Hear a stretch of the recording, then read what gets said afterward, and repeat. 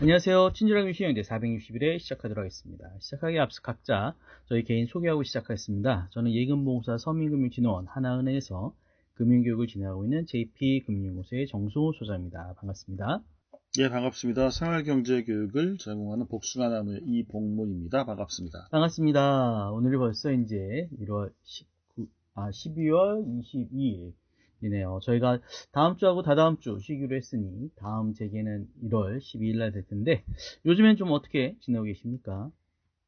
예, 오늘은 그냥 하루 통 쉬었습니다. 네. 요번 주 전체적으로 스케줄이 음, 많진 않은데요. 네. 지금까지 미뤄놨던 책 보고 있고, 그러고 보니까 우리 네. 저번인가 저번에 녹음에 다뤘던 네. 그 채권 소각 대상이신 분들 있잖아요. 네. 오늘 아니면 내일 문자를 받으셔야 됩니다. 아하, 그러시겠군요. 그래서 예, 크리스마스 주니까요. 네네. 이왕이면 그 전에 그래서 받는 게 요번 주하고 좋겠죠. 다음 주 같은 경우에는 네. 지금까지 해놨던 것들, 책 관련된 거, 또 출판된 음, 거 관련된 거, 예, 업무를 할 것 같습니다. 네, 알겠습니다. 저는 사실 그 내일까지가 이제 부여 여고에서 이제 마지막 고3 특강 수업이 있고, 그다음부터 저도 쉬어서 연초쯤에는 일본 여행 갔다 올 예정이라서, 이렇게 좀 저도 좀 쉬는 시간을 좀 이제 갖고, 예전에도 계속 이제 발표하면서 이제 말씀드렸던, 중학생을 위한 금융교육 관련된 책의 내용을 좀 초안을 좀 잡을 계획을 한번 세우고 있습니다. 아무튼 여러분에게 이렇게 자꾸 말씀을 드리는 게 저 스스로도 자꾸 다짐하려는 의도니까요. 열심히 한번 작업해 보도록 하겠습니다. 자, 그러면 저기가 준비한 기사들 가지고서 이야기 나눠보도록 하겠습니다. 첫 번째 제가 준비한 기사는요. 예고된 금리 인상, 엔캐리 청산 충격 없었다라는 매일경제신문 12월 19일자 기사입니다.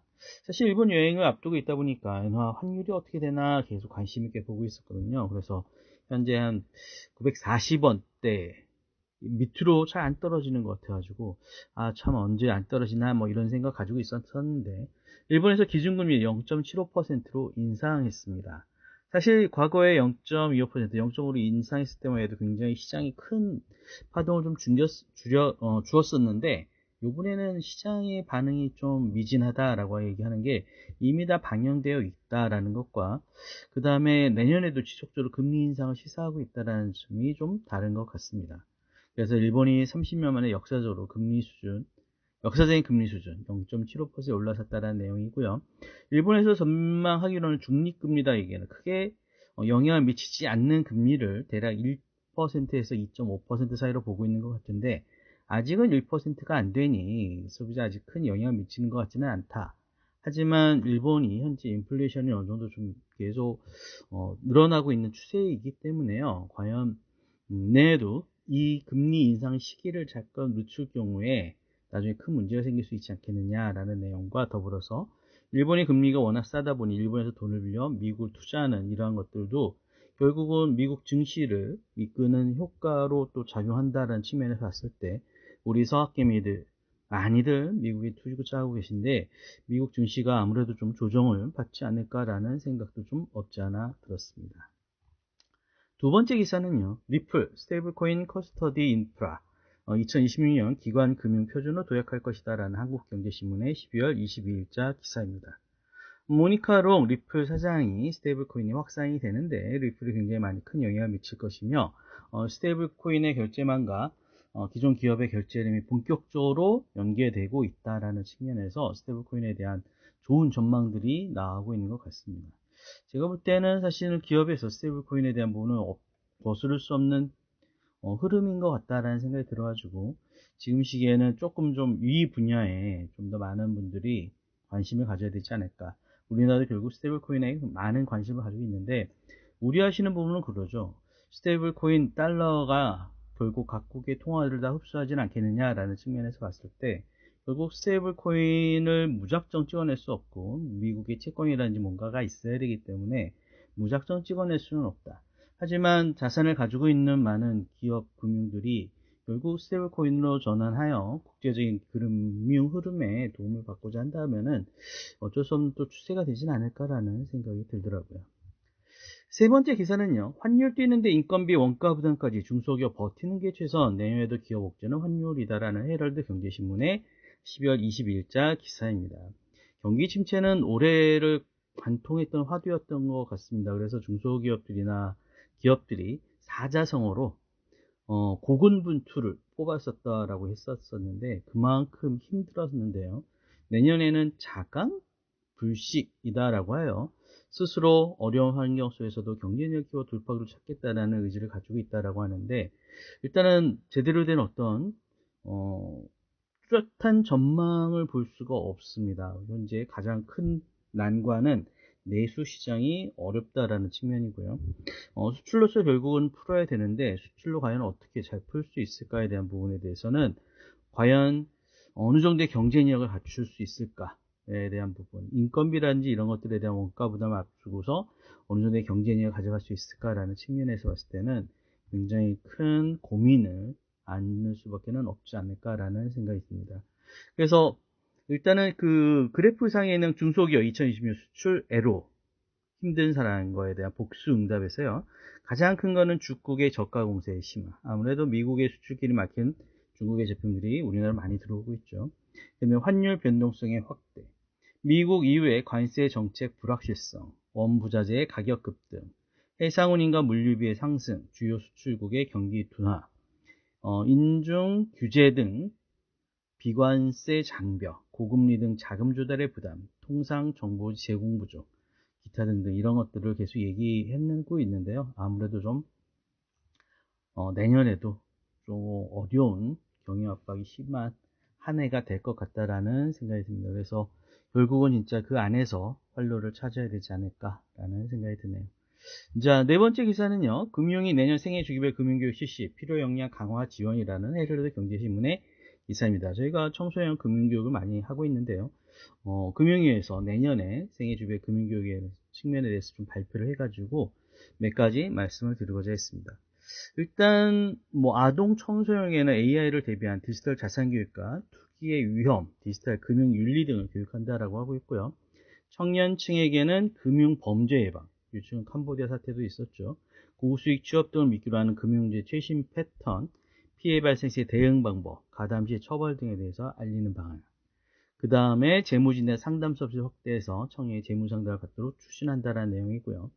중년층을 생애 주기별 자산운용 상황에 대한 재정비, 가계 상황별 맞춤 콘텐츠 제공, 가정에서의 자녀 금융교육 방법 안내, 고령층 같은 경우는 저금리의 대환대출 사기, 스캠 코인 등의 신종 금융사기의 최신 수법들을 반복적으로 알려 금융사기를 막겠다는 데 방점을 찍고 있는 것 같습니다.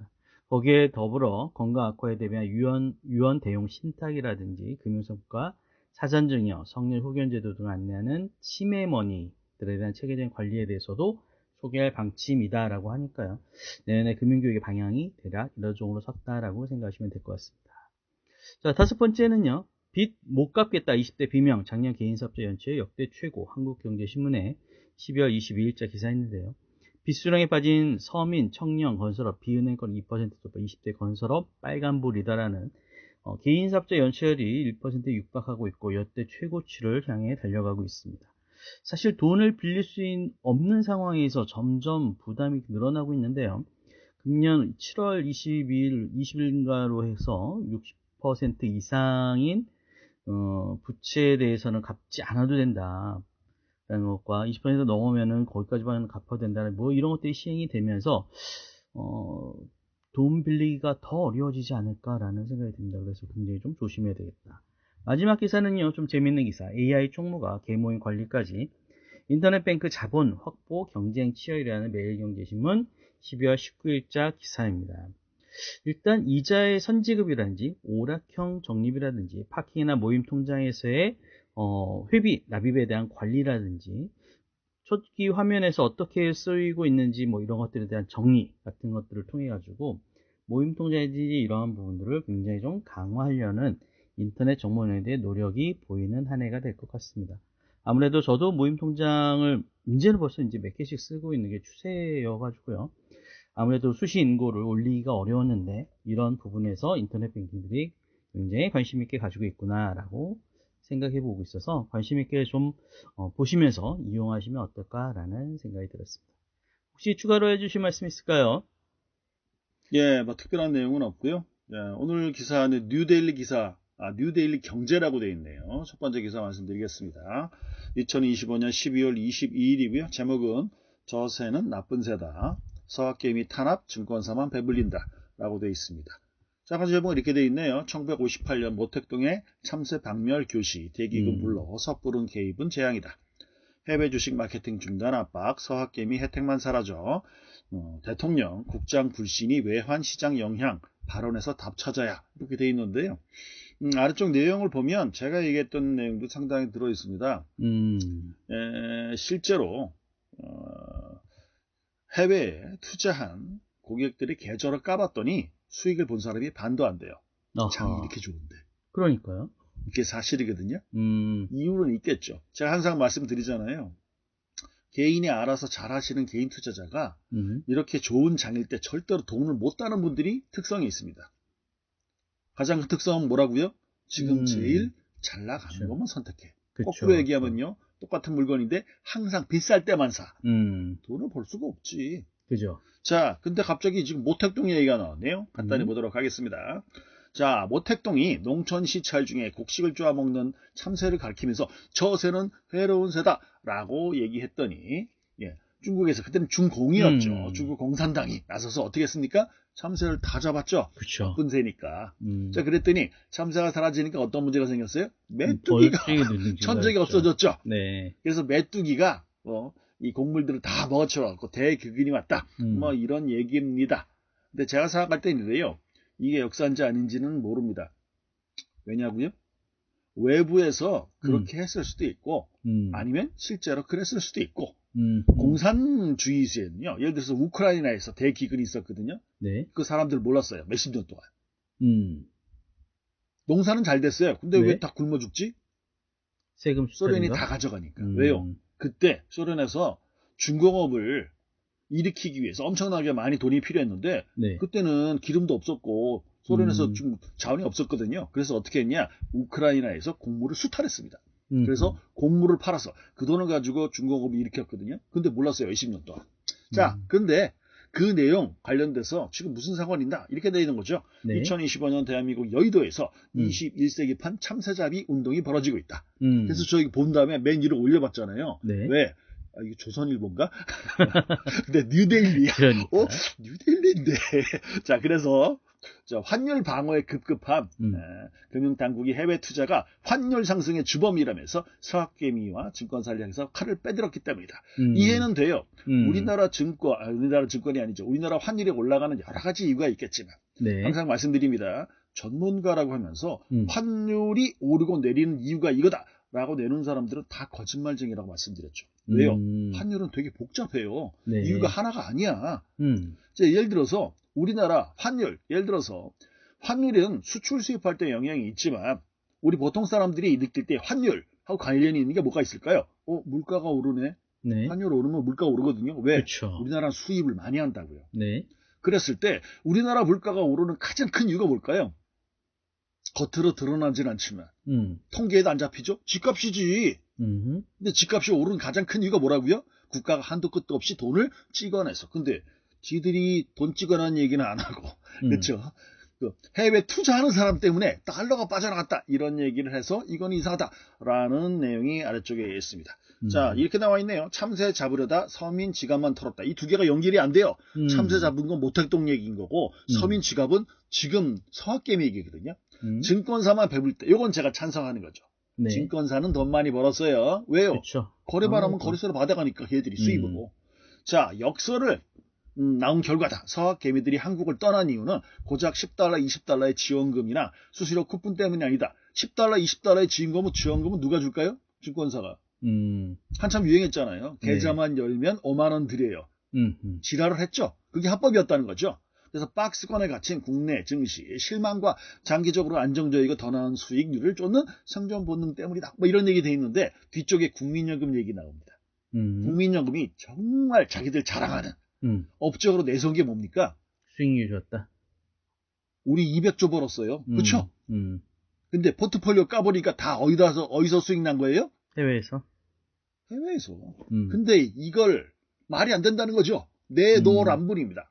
자, 아래쪽에 이렇게 돼 있습니다. 대통령이 국장 불신이 문제라고 얘기했대요. 요즘 여러 가지 얘기를 해서 사람들한테 공감을 받은 부분도 있고 어떤 쪽에서 마음에 안 들어하는 경우도 있죠. 진단은 맞는데 국장, 국내 주식시장에 대한 불신이 있습니다. 있는 것 같아요. 네. 진단은 맞대요. 처방은 왜 일어나? 처방이 뭐였죠? 해외에 투자하는 내용의 광고를 줄여라 이런 거였죠. 자, 아래쪽에 보겠습니다. 코스피가 70% 오를 때 코스닥은 30%밖에 못 올랐다. 주가 조작, 좀비 기업의 퇴출 지연 등이 시장의 신뢰를 갉아먹고 있다. 서학개미 때문에 환율이 오른다. 항상 말씀드렸어요. 환율 전문가는 다 거짓말쟁이에요. 북미 탓하는 기재부나 한국은행의 태도와는 결이 다르다.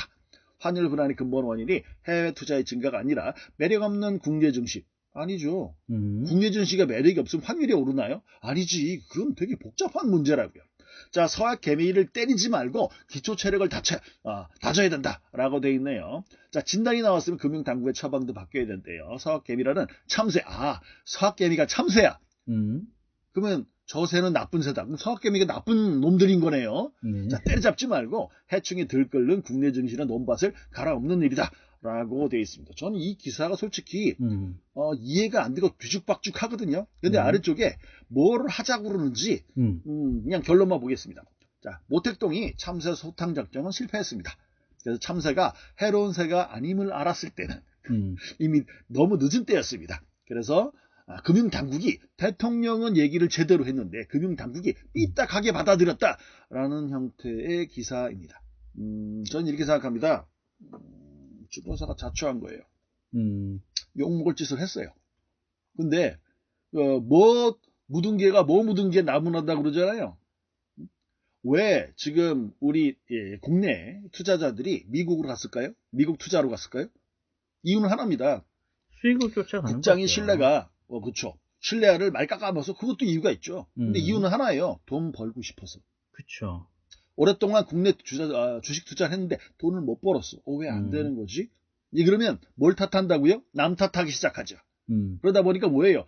이건 너무 신뢰가 없으니까 신뢰가 있는 미국 시장 가자라고 해서 간 거예요.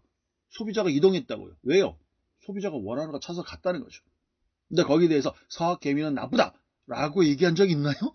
근데 마치 이 기사는 서학개미가 참새이고 참새를 다 죽여버리면 안 된다라는 식으로 얘기하고 있습니다. 저는 둘 다 맞지 않다고 생각해요. 소비자한테 정답이 있는 겁니다. 소비자한테요. 결국은 국장이 정상적으로 돌아가고 수익이 나오면 아무리 국장이 정상적으로 돌아가도 수익 안 나오면 돌아올까요? 안 돌아와요. 그렇죠. 그거는 소비자를 너무 이상하게 생각하시는 거예요. 소비자는 냉정합니다. 지금 냉정한 소비자의 모습을 못 보여주고 있는 대표적인 사태가 뭐가 있을까요? 쿠팡. 이 정도 사태 나왔으면 다 해약해야 되지 않나요? 그렇죠. 오늘 안 가져왔는데요. 네. 그래서 며칠 만에 네이버가 발빠르게 움직이기 시작했어요. 우리도 할 수 있어요. 라는 거죠. 네. 하지만 이 독점 구조의 인프라를 쿠팡, 글쎄요. 여러분들이 새벽 배송 오는 이 편리함을 포기할 수 있을까요? 전 아니라고 봅니다. 한동안. 자, 두 번째 기사 보겠습니다. 파이낸셜 뉴스입니다. 제목이 금융상품 설계, 제조 단계부터 소비자 피해 사전 차단, 금융소비자 보호 강화. 네. 이게 금융감독원 얘기인데요. 마음에 안 들어서 갖고 온 겁니다. 금융감독원. 우리 기사 중에 한 3개월 정도 이전에 정말 밝게 웃고 있는 분들 한 10명이 사진 찍은 기사 제가 취급한 적이 있습니다. 내용이 이거였습니다. 금융소비자보호처가 이제 금융감독원에서 독립하나? 그래서 독립할 것 같으니까 굉장히 활짝 웃던 분들이 있었는데 이제 똥 찢게 생겼어요. 왜? 분리 안 됩니다. 요번에 확실히 도장을 찍었습니다. 보겠습니다. 자, 금융감독원이 금융소비자 보호도 끝까지 들고 있겠다라고 얘기를 했죠. 자, 금융감독원, 금융소비자 보호 로드맵. 우리가 더 잘할 수 있어요. 그러니까 이게 분리해서 안 나갈 거예요. 라는 내용입니다. 자, 고위험 상품, 외부 전문가 심의, 손실 우려, 운영사 밀접 관리. 지금 시간이 안 될 건데요. 네. 준비한 기사 중에 이게 있습니다. 원 스트라이크 아웃 제도 들어온다. 사모펀드. 사모펀드 문제 생기면 원 스트라이크 아웃. 또 뒤에 보면 이상한 거 나옵니다. 문제 생기면 상품 자체를 무효로 하겠대요. 이게 지금 좀 급진적이거든요. 네. 자, 펀드는 투자자 관점에서 위험을 기재하라. 뭐 그런 게 있어요. 자, 그림 그래프를 보시겠습니다. 금융감독원 조직 개편 주요 내용입니다. 금융감독원장 밖에 있었잖아요. 네. 이게 바뀌었으면 뭐 하고 싶죠? 예전에 있던 거 갈아엎고 나서 뭐 하고 싶죠? 그래서 이렇게 만들겠다고 합니다. 이게 보면 신설이 되게 많아요. 제가 보일 때 지금 아까 말씀드린 거에 관련돼서는 제일 핵심은 금융소비자보호처를 금융감독원장 직할로, 직할 아니었는데요. 직할이 됐습니다. 떼주지 않겠다는 거죠. 자, 이렇게 되어 있습니다. 금융소비자보호 모든 수단을 동원하겠다.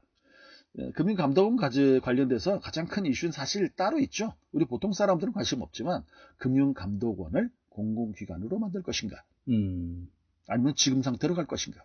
금융감독원은 공공기관이 아니라고 그랬어요. 네. 근데 그 직원들이 공공기관 되는 걸 찬성했습니까? 반대했습니까? 반대. 결사 반대. 왜요?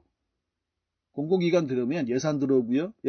돈이 들어오면 돈하고 같이 뭐가 들어올까요? 감시가 들어오겠죠. 간섭이 들어오겠죠. 네. 싫다는 거죠. 자, 22일 오늘입니다. 금융감독원 공개한 금융소비자보호 로드맵 조직 개편안은 모두 소비자 피해를 사전 차단하겠다는 목표를 공개합니다. 제가 생각할 때 한동안은 신상품 좀 나오기 어려울 것 같아요. 이 내용이 그거거든요. 지금까지는 특별한 케이스 빼고는 사전에 검열을 받지 않고 나중에 문제가 생기면 구별하는 건데, 이제부터는 사전에 다 보겠다는 겁니다. 그러면 누가 죽어나갈까요? 금융감독원 직원들은 죽어나가는 겁니다. 왜요? 저희 신상품 하고 싶은데 약관이 1000페이지예요. 다음 주까지 될까요? 안 되지. 난리 나는 겁니다. 자, 대규모 투자자 피해를 낳았던 홍콩 H지수, 주가 연계증권, ELS 사태도 이 같은 시스템이라면 피해를 줄이고 수가 있었다 라는 설명입니다. 현장을 전혀 모르시는 거죠.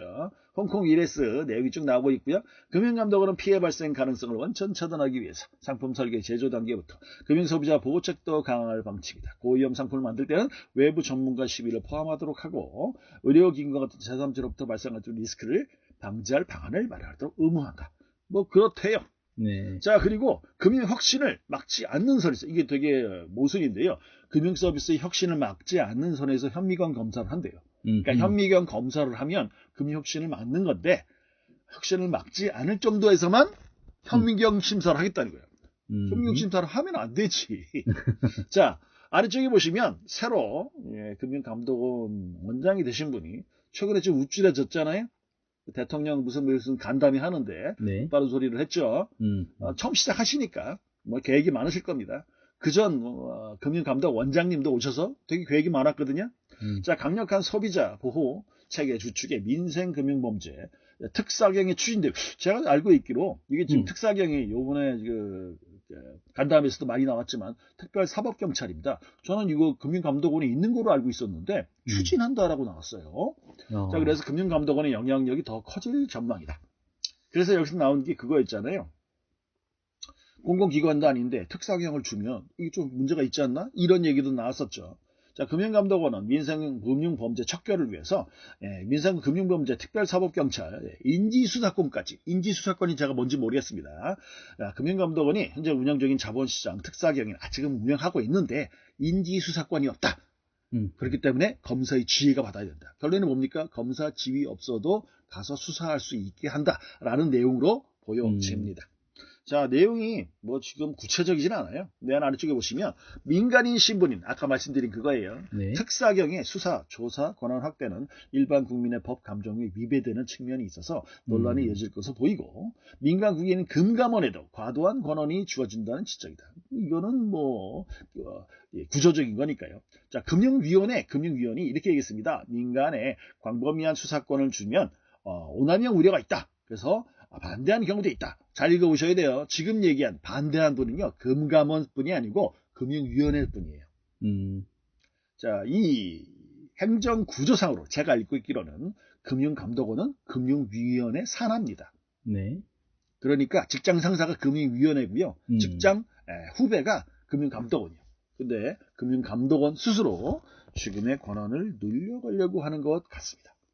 자, 마지막 기사입니다. 오늘은 저 새 얘기인데요. 이거는 내용이 많지 않으니까 그냥 간단히 끝내겠습니다. 스테이블 코인인데요. 2대1입니다. 2025년 12월 22일 제목이 스테이블 코인 여당법. 내일 다음 달 나온다. 여당에서는 한국은행을 설득해 빨리 처리하자라고 나왔는데요. 제가 이런 거 보면서 항상 어떤 말씀 드립니까? 빨리 하는 문제가 아니다. 제대로 할 문제다. 왜요?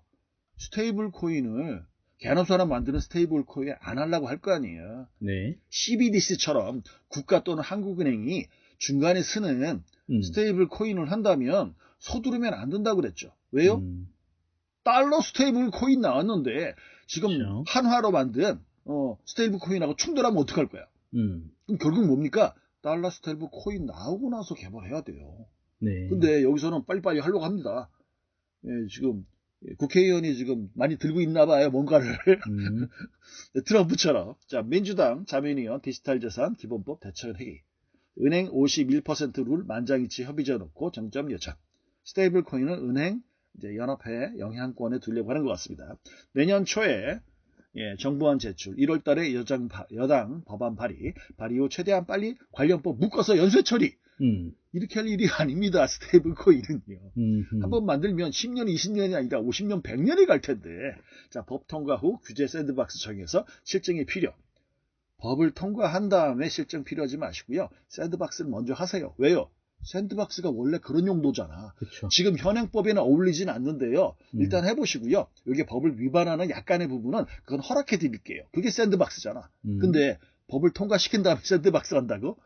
저 이분들이 무슨 생각하실지 잘 모르겠는데요. 결론은 하나만 말씀드리겠습니다. 자, 스테이블 코인에 관련된 내용은 충분히 준비해야 됩니다. 하지만 관련된 법은 서두르시면 안 됩니다. 그래서 충분히 많은 내용을 참조하시고, 여기 사진 찍기 좋아하시는 분도 사진 나와 있잖아요. 네. 급하실 거 없으니까요. 천천히 조금 제대로 준비하시는 것이 좋겠다라는 말씀을 마지막으로 드리도록 하겠습니다. 알겠습니다. 사실 저희도 성급히 이루어진 어떤 금융이라든지 개혁이라든지 이런 것들 때문에 굉장히 힘들었던 사례들이 있어서 아마 말씀하신 이봉관 선생님이 얘기하신 것처럼 좀 더 좀 주의 깊게 좀 살펴보시면서 차근차근 좀 밟아 나가면서 하는 것이 어떨까라는 생각이 드네요. 아무튼 연말 다들 이제 한 해를 마무리하시고 내년을 준비하실 텐데 저희가 이 방송이 아마 올해의 마지막 방송이 될 것 같습니다. 그래서 올해 남은 2025년 한 해도 잘 마무리하시고요. 내년 잘 시작하시고 저희가 1월 중순 1월 13일 날 저희 방송이 다시 재개되도록 하겠습니다. 오늘도 함께 해주셔서 감사합니다. 수고하셨습니다. 네, 감사합니다.